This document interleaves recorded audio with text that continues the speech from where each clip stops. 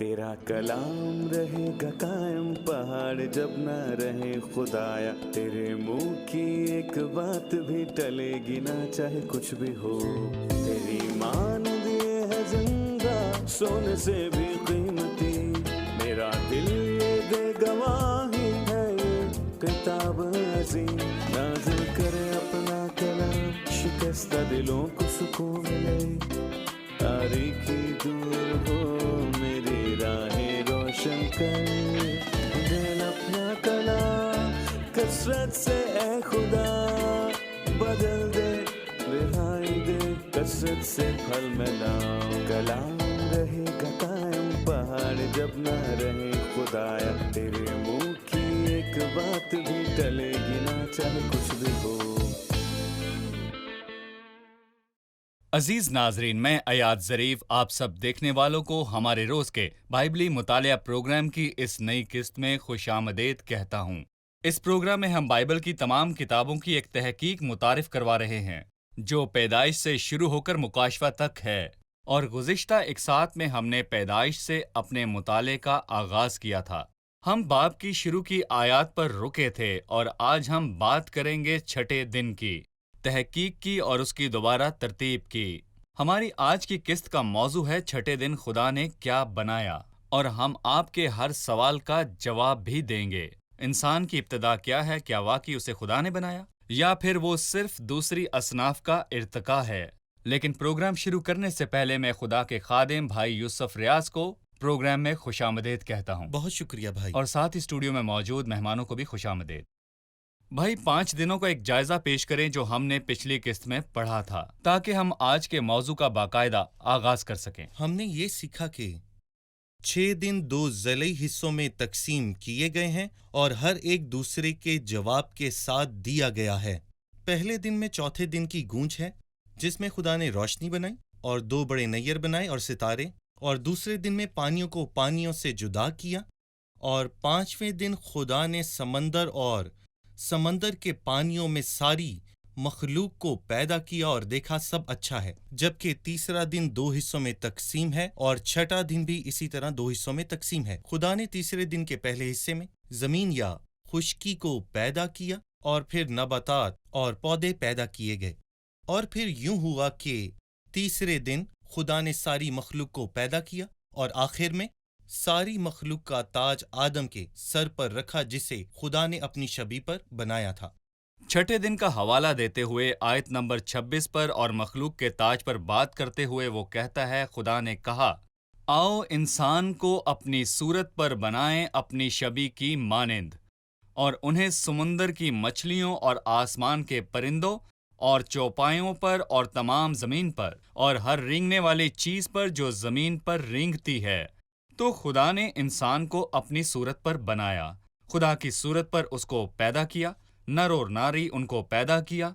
खुदा ने उन्हें बरकत दी। खुदा ने उनसे कहा, फलो और बढ़ो और ज़मीन को मामूर करो और उसको महकूम करो, और समुंदर की मछलियों पर इख्तियार रखो, और आसमान के परिंदों पर और हर जानदार चीज़ पर जो चलती है ज़मीन पर।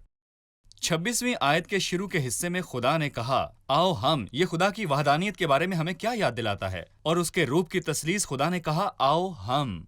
मेरा मतलब है कि ये बिल्कुल वैसा ही है जब खुदा अपने लिए ये लफ्ज़ इस्तेमाल करता है कि मैंने कहा, मतलब रशीद और एलोहीम। बरा वाहिद है और एलोहीम जमा है। यही ख्याल पाया गया है। खुदा ने कहा कि आओ आदम को बनाएं अपनी सूरत पर अपनी शबी की मानिंद। ये खुदा की वहदानियत का मिलाप है और उसकी तसलीस और उसके नाम पर। तो क्या हम खुदा पर ईमान रखते हैं? तो जवाब है जी हाँ। ठीक है। आओ आदमी को अपनी सूरत पर बनाएं अपनी शबी की मानिंद। इससे क्या मुराद है? खुदा की सूरत पर और उसकी शबी की मानिंद। दरअसल 2 तासुर हैं जो बहुत अहम हैं। खुदा की सूरत खुदा की, बल्कि मैं ये कहना चाहूँगा कि खुदा ने उसे अपनी सूरत पर बनाया, और जब हम बाब 2 पर पहुँचते हैं तो हम ये समझ पाते हैं कि खुदा ने उसे मातहत रखा एक हुक्म के, और गोया खुदा उसे ये बताना चाहता था कि जब तक वो हुक्म के ताबे रहेगा तो तख्लीक उसे तस्लीम करती रहेगी, और अगर तुम मुझसे आज़ाद होने का फैसला करते हो तो तुम अपना गलबा खो दोगे। और जब हम मत्ती के 8वें बाब को देखते हैं तो वहाँ लिखा है कि सूबेदार ने یسوع کو جواب دیا، کیونکہ میں بھی کسی کے اختیار میں ہوں اور سپاہی میرے، اور جب میں ان سے کہتا ہوں تو ایک آتا ہے اور دوسرا جاتا ہے، مگر رومی قیادت کا ایک جوان مسیح سے یہی کہتا ہے۔ مجھے یہاں پر یہ کہنے دیں کہ جب تک آدم خدا کے تابع تھا، تخلیق اس کے تابع تھی، جیسے کہ وہ کہتا ہے کہ اسے محکوم کرو، مگر بدقسمتی سے ہم جانتے ہیں کہ کتنی جلدی آدم نے اپنے بنانے والے کی نافرمانی کی اور تخلیق نے اس کے بدلے آدم کی نافرمانی کی، مگر آدم نے خدا کی نمائندگی کی جگہ کو کھو دیا ہے، اور اب ہم آخری آدم کے انتظار میں ہیں، جو کہ یسوع المسیح ہے، جو آئے گا اور سچائی کے ساتھ اس زمین پر حکومت کرے گا۔ صحیح، لیکن میرا خیال ہے کہ یہ لسانی بنت خدا کی صورت پر اس کی شبیہ کی مانند جو کہا گیا ہے اس سے مکمل طور پر مختلف ہے۔ خدا کے روپ میں وہ کون تھا؟ کس کے بارے میں اس نے کلسیوں 1 میں کہا کہ وہ اندیکھے خدا جی کی صورت پر تھا؟ یہاں اس کا مطلب ہے کہ مسیح خدا کی صورت ہے، مسیح خدا کی ذات ہے۔ کیا مسیح خدا کی شبیہ ہے؟ اگر آپ غور کریں تو پوری بائبل میں اس کا ذکر نہیں ملے گا کہ خدا کی صورت مسیح پر ہے، کیونکہ وہ خداوند ہے، وہ جلال کی تجلی ہے، وہ خدا ہے، تو اس کے کی نقش کے شبیہ پر عین کیسے مطابق۔ ہوا؟ مگر آدم خدا کی شبیہ کی مانند تو ہے، لیکن اس کا یہ مطلب نہیں کہ وہ خدا کی جگہ لے خدا لیتا کی ہے۔ کوئی صورت نہیں ہے، خدا بالکل روح خدا ہے۔ روح ہے، لیکن میرا مطلب ہے کہ آدم خدا کے ساتھ اخلاقی ہم آہنگی میں تھا اور اس کے ساتھ رفاقت میں تھا، لیکن پھر سب کچھ بدل گیا، اور اس کے برعکس جب خدا نے اسے آواز دی تو وہ چھپنے لگا اور فرار ہو گیا۔ گناہ کے نتیجے میں رفاقت کھو گئی اور وہ خدا سے چھپنے لگا۔ صحیح بھائی یوسف، یہ براہ راست اقتباس ہے، ہمیں بتاتا ہے کہ آدمی کیسے بنا۔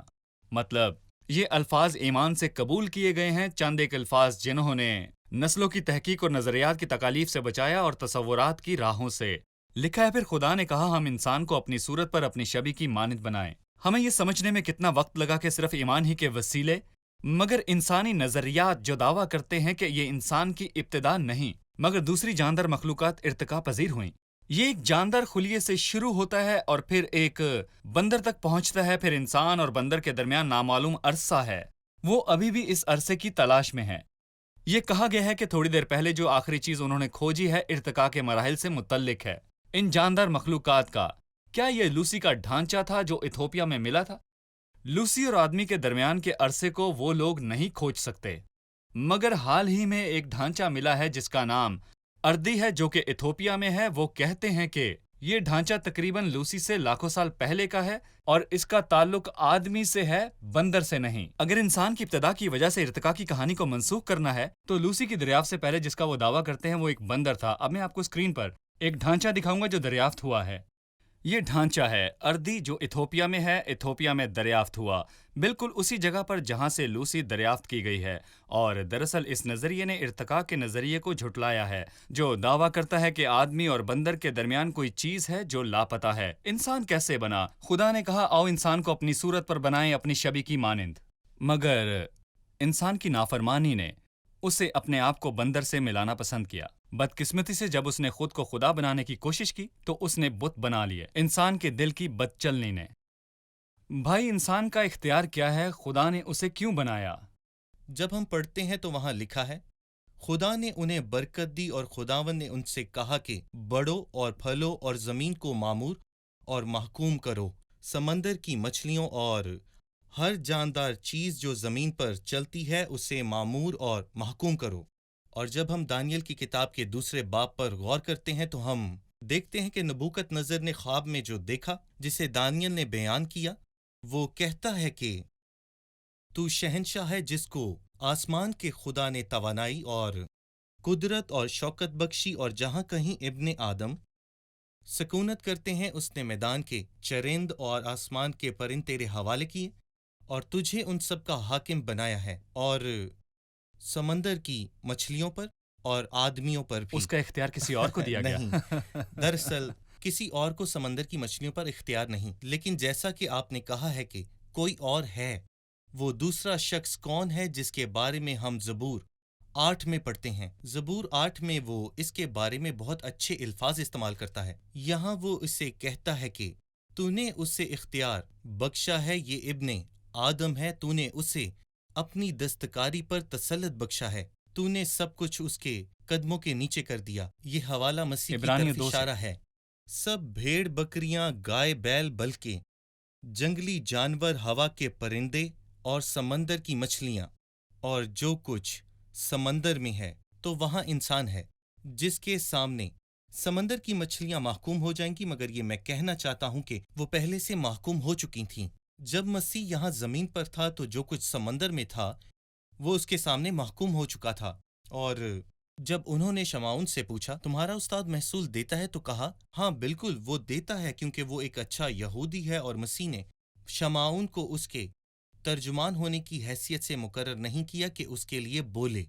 तो जब शमाउन दाखिल हुआ तो उसने उससे पूछा कि ऐ शमाउन, तू क्या समझता है, महसूल लेने वाला अपनों से लेता है या गैरों से? तब मसीह ने उससे ये कहा कि बस बेटे बरी हुए, लेकिन हम मुबादा उनके लिए ठोकर का बाइस हों।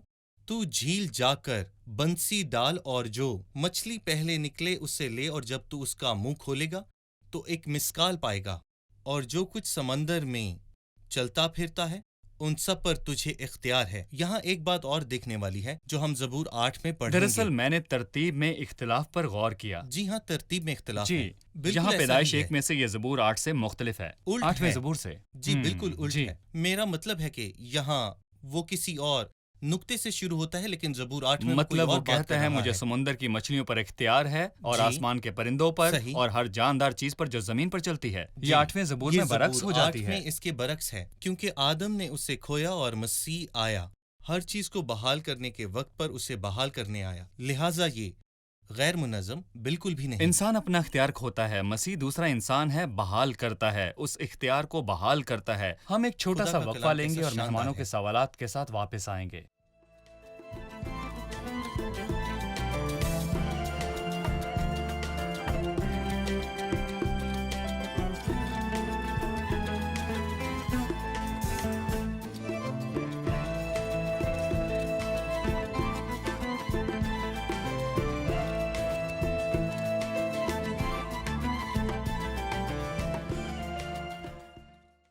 खुदा ने इंसान को अपनी सूरत पर बनाया, मतलब इंसान खुदा का नुमाइंदा है।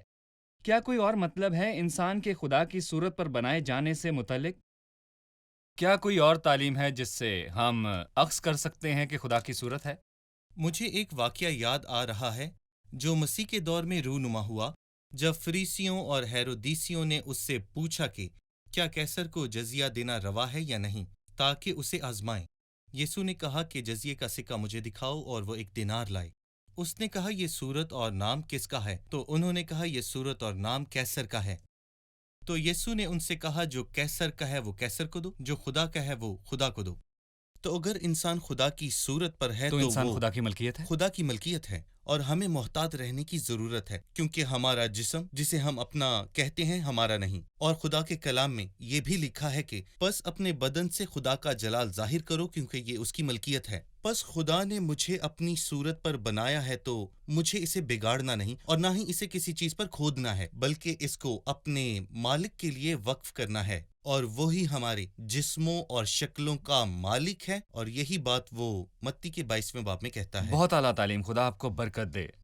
उसने उन्हें खाने को दिया, मगर खाने से पहले मैं 2 आयत पीछे जाना चाहता हूँ, आयत नंबर 28 में। और खुदा ने उन्हें बरकत दी और कहा, फलो और बढ़ो और जमीन को मामूरो महकूम करो।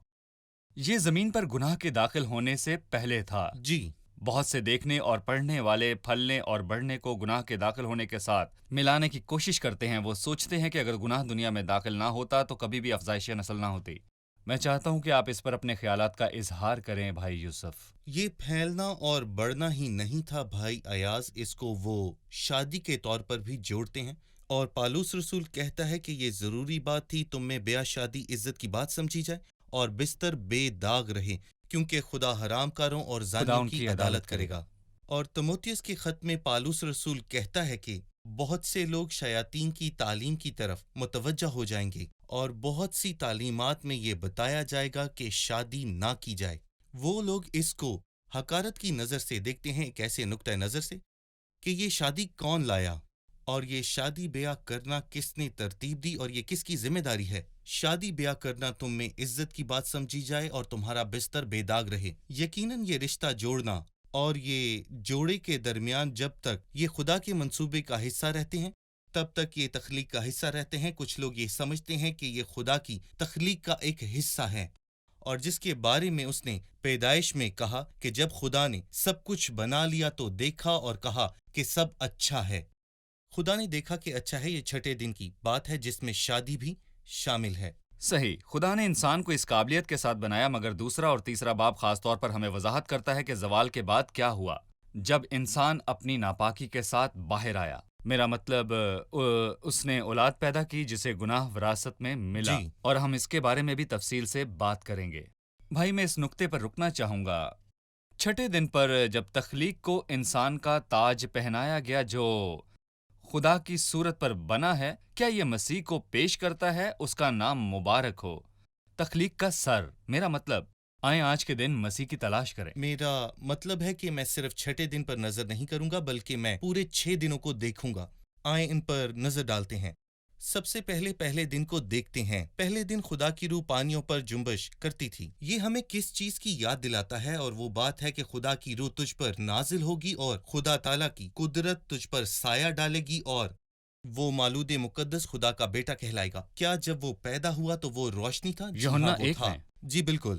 اور لوکا میں لکھا ہے، غیر قوموں کو روشنی دینے والا نور، اور تیری امت اسرائیل کے لیے وہ جلال اور ہے۔ یہاں اس نے یہ نہیں کہا کہ روشنی پیدا کرو، بلکہ اس کے بجائے نور آیا، نور بھیجا گیا، ٹھیک ہے، اور مسیح کو بنایا نہیں گیا ٹھیک بلکہ ہے۔ وہ مجسم ہوا، بنایا نہیں گیا۔ ٹھیک صحیح۔ ہے۔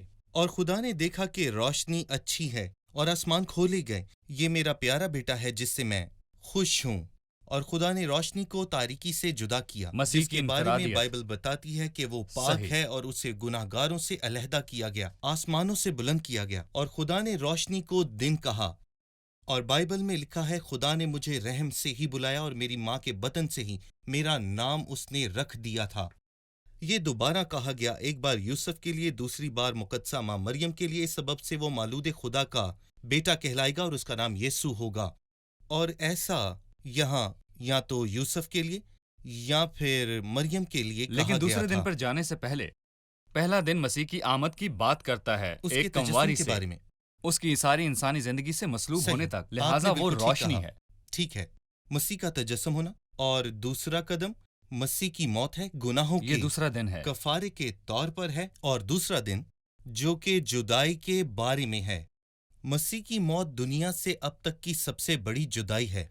جب وہ مرا تو اس کی روح کا جسم سے جدا ہونا تھا۔ یہ لافانی ہے، مرنا نہیں ہے، کیونکہ خدا نے اسے مرنے سے پہلے ہی چھوڑ دیا تھا۔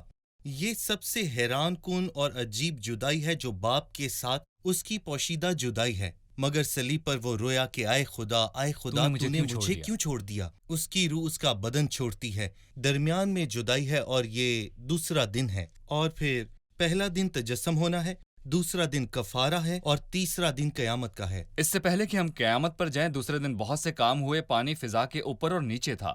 3 گھنٹوں تک لوگوں کے ہاتھوں میں مسیح کی اذیت اور مسیح کی اذیت، ٹھیک ہے، خدا کے نزدیک 3 گھنٹے تک وہ راست باز مصنف، یہ کشتی کے مشابہ ہے، کشتی کے نیچے پانی اور اس کے اوپر پانی، اور مسیح 2 دھاروں کے درمیان ہے۔ ٹھیک ہے، تیرے لان تان کرنے والوں کی لعنت مجھ پر آ کر پڑے۔ وہ مسیح سے یعنی خدا سے در نفرت حقیقت کرتے تھے۔ میں اس مطابقت سے حیران ہوں، ان دنوں اور مسیح کے دنوں کے درمیان۔ آئیں تیسرے دن پر غور کریں۔ تیسرا دن قیامت کا ہے، اور یہاں ہمیں حیران کن تصویر نظر آتی ہے۔ اور پھر خدا نے زمین سے کہا، تو بیج دار بوٹیوں کو اگانا۔ جب تک گیہوں کا دانہ زمین پر گر کر مر نہیں جاتا، پھل نہیں لاتا، اور اس لیے زمین کا پانی سے باہر آنا مسیح کی قیامت کے مشابہ ہے۔ جی، جب ہم یسایہ کی کتاب پڑھتے ہیں تو اس میں ہمیں موت کے بارے میں بتایا گیا ہے۔ 10ویں آیت میں آپ جی اٹھنے کو دیکھتے ہیں، اور وہ اپنی نسل کو دیکھے گا۔ یہاں مسیح ایک عظیم نسل کو دیکھتے ہیں جو گندم کے دانے کی طرح زمین پر گرتی ہے اور وقت پر پھل لاتی ہے، اور وہ بھی کثیر تعداد میں۔ مگر یہاں کچھ عجیب ہے، جب نسل کی بات ہوتی ہے، اس کا بیج اس کے قسم اندر، مطابق مطلب پھل اور حقیقی بیج کے درمیان مشابہت ہے۔ صحیح، اور یہ وہ ہے جو جی اٹھنے کے دن ہوا۔ صحیح، کہا۔ ٹھیک ہے۔ تو ہمارے پاس یہاں تجسم ہے، کفارہ ہے، اور قیامت ہے، اور آسمان چوتھا پر دن، جانا ہاں، ہے۔ ٹھیک ہے۔ اور ایک بات اور، وہ زمین پر رہنے کے لیے نہیں جی اٹھا تھا، بلکہ اس نے ہمیں آسمان پر لے کر جانا ہے۔ بائبل ہمیں 2 روشنیوں کے بارے میں بتاتی ہے۔ جب مسیح زمین پر تھا تو اس نے کہا میں دنیا کا نور ہوں، اور اس نے جانے سے پہلے ہمیں کہا کہ تم دنیا کے نور ہو، ہم کمتر روشنی ہیں، اور ہم تب تک روشنی نہیں دے سکتے جب تک ہم بڑی روشنی کے سامنے بڑی روشنی کا کھڑے نہ ہوں۔ ہم زمین پر تب تک نور نہیں ہو سکتے جب تک ہم مسیح کے قریب نہ ہوں، کیونکہ ہمارے پاس ہے کفارہ، تجسم، قیامت اور جی اٹھنا۔ 2000 سال تک ہوتا کیا رہا ہے؟ پانی زندہ مخلوق کی بھیڑ کے ساتھ بڑھتا ہے، اور ہر پانی روز بڑی جماعت اور زبانوں کی نمائندگی کرتا ہے۔ بہت سے جانوروں کو زندگی بخشی گئی ہے، اگرچہ کہ وہ سمندر میں ڈوب کر مر گئے تھے۔ اور خدا شامل کرتا ہے جو کوئی ہر روز یہ پینتیکوس کے چھٹے دن دن سے کے لے کر بارے اب میں تک بتاتا کلیسیا میں ہے۔ نجات حاصل کرتا ہے۔ وہ دوبارہ آئے گا اور سلطنت کرے گا اپنی صحیح۔ دلہن کے ساتھ، اور اس کی دلہن کون ہوگی؟ وہ کلیسیا ہوگی، کیونکہ ہوا کو خدا نے آدم کے ذریعے بادشاہی کرنے کے لیے نہیں بنایا تھا، بلکہ آدم کے ساتھ بادشاہی کرنے کو۔ اور یہاں ہمارے پاس 6 دن ہیں: تجسم ہونا، موت یا پھر کفارہ، اور جی اٹھنا، اور 2000 سال، اور اس کے بعد مسیح زمین پر سلطنت کرنے آتا ہے۔ اور پھر آدم اس کام میں ناکام رہا، لیکن مسیح اسے پورا کرنے کے لیے آتا ہے اور کامیاب ہوتا ہے۔ ٹھیک تو ہے؟ اسی لیے انسان کی تخلیق کے حصے کے بارے میں اس نے حکم اور آزمائش کے مسئلے کا ذکر نہیں کیا، جی، مگر اس نے برکت کا بالکل۔ حوالہ دیا۔ مسیح کے بارے میں بات کی، انسان کے بارے میں نہیں، ٹھیک ہے، مسیح کے نشان کے طور پر۔ صحیح کہا۔ یقیناً خدا کا کلام حیرت انگیز باتوں سے عجائب۔ بھرا ہے۔ ہم ایک وقفہ لیں گے اور پھر دوبارہ حاضر ہوں گے۔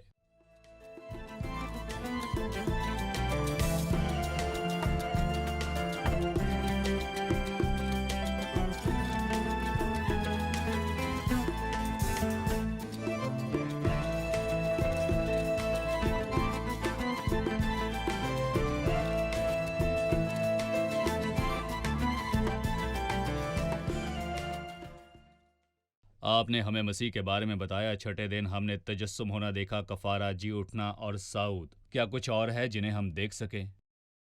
ٹھیک ہے، آپ نے آج کلام کی عظمت کا انکشاف کیا ہے۔ کیا چھٹے دن میں کوئی اور تصاویر ہیں جن کے بارے میں آپ ہمیں خدا کے کلام میں سے بتا سکتے ہیں؟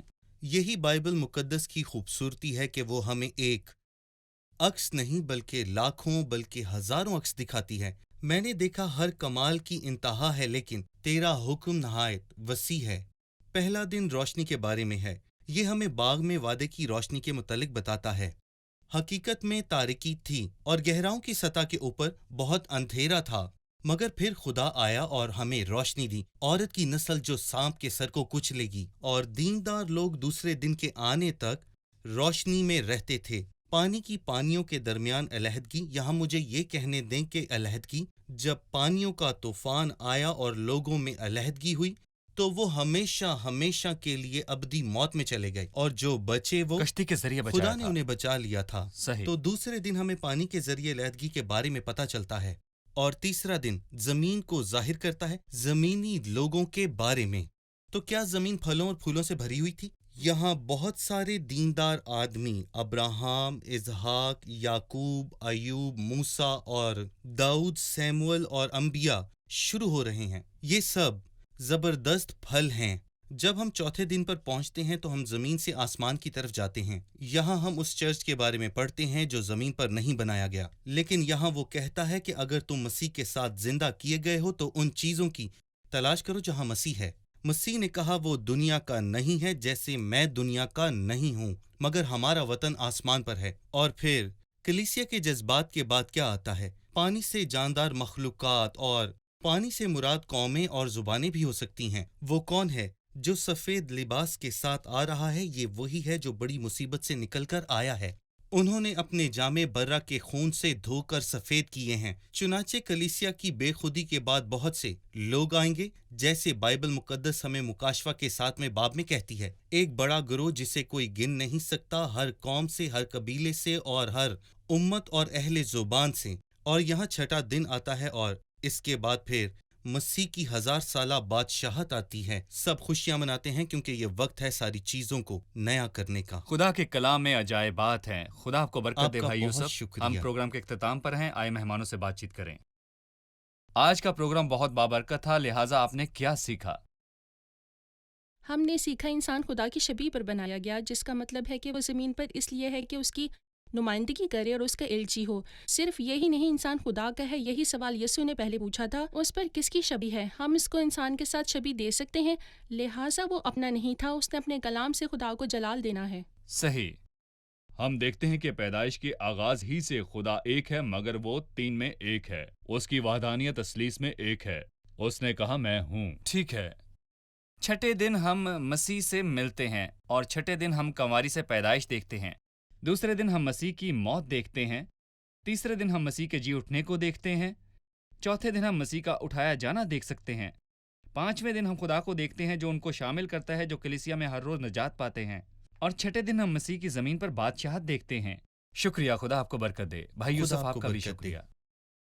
ناظرین، آپ خود فیصلہ کریں کہ خدا کی کتاب کا کلام آپ سے کیا بات کرتا ہے اور الہی مکاشفے نے آپ سے کیا کہا، اور مہربانی سے ان الفاظ کو قائم رکھیں کیونکہ یہ ہماری راہ کے لیے روشنی ہے۔ پھر خدا نے کہا، آئیں ہم انسان کو اپنی صورت پر اپنی شبیہ کی مانند بنائیں، اور وہ سمندر کی مچھلیوں اور آسمان کے پرندوں اور چوپایوں اور تمام زمین اور سب جانداروں پر جو زمین پر رینگتے ہیں اختیار رکھیں۔ چنانچہ خدا نے انسان کو اپنی صورت پر پیدا کیا، خدا کی صورت پر اس کو پیدا کیا، نر و ناری ان کو پیدا کیا۔ اور یہ صحیح مکاشفہ ہے۔ الہی مکاشفہ بنی نوع انسان کی ابتدا کے بارے میں ہے۔ اس الہی مکاشفے کے علاوہ کوئی بھی دوسری تفسیر ہر دوسرے سال بدل جانے والی ہے۔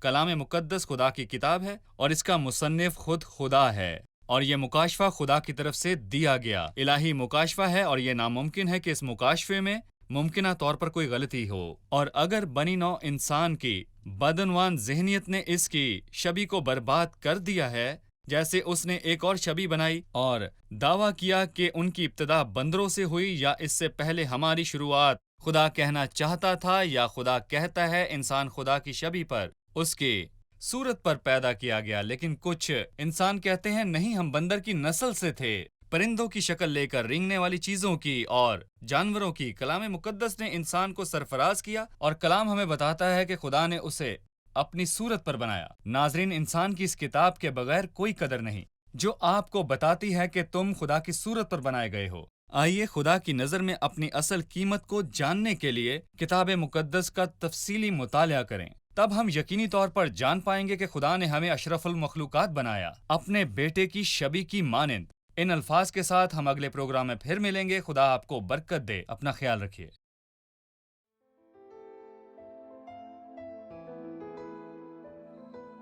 تیرا کلام رہے گا قائم، پہاڑ جب نہ رہے خدایا، تیرے منہ کی ایک بات بھی ٹلے گی نہ، چاہے کچھ بھی ہو۔